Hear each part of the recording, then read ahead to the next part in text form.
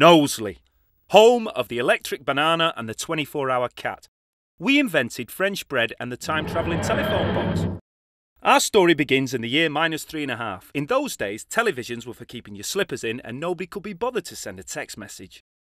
In Knowsley, everybody wore animal skins, and lots of them had bought the caves they used to rent off the council. Caveman life was very different. If you wanted something to eat, you had 3 choices. If you wanted meat, you had to go out and catch it. If you wanted berries, you had to find some and pick them. If you wanted pizza, you had to phone up and wait 2,000 years until someone had a car to deliver it in. As soon as you could walk or crawl using just your feet, you were expected to go and find your own food. You would have to learn to hunt and fish, to climb trees and pick fruit. Life was hard. People looked for food from 6 in the morning until 9:30 the day before. When they did manage to find or catch some food, they were usually too tired to cook it. So they'd eat their meat raw and swallow the berries whole, which wasn't very good for their digestion.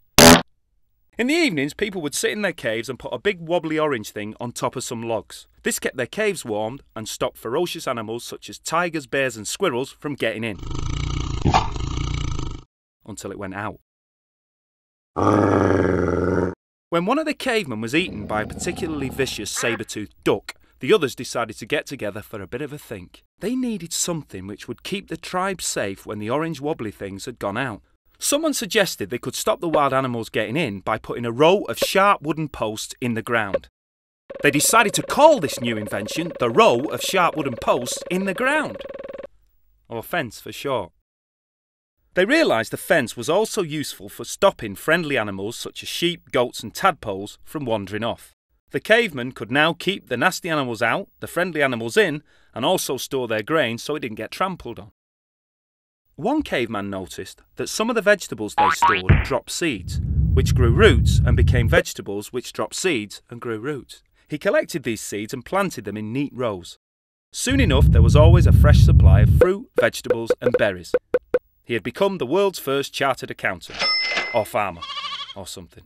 All the other cavemen discovered they had skills too, skills which they could use for the benefit of everyone. The cavemen who were good at hunting were put in charge of hunting. The cavemen who were good at fishing became the first fishermen. The cavemen who were good at making fences became the first carpenters. The cavemen who were good at developing solid fuel ammonium perchlorate rocket propellant systems became the first astronauts. Some of the cavemen found that they were good at inventing things, like the clockwork ironing board, or thinking up new ways to do stuff like dusting the cave with a pair of old knickers. Each caveman found his own skill and used it. It's the same today. Just look around the people in this room. Some of you are better at maths than others. Some of you are better at science. Some of you are better at art and making things. What are your skills? How will you use them? Will you fish, or paint, or build, or cook, or farm, or dance, or program, or teach, or invent? Some of you will come up with ideas which nobody has ever thought of. Like a clever new way to wash a giraffe. You could start the world's first giraffe washing business. Fantastic! What will you do?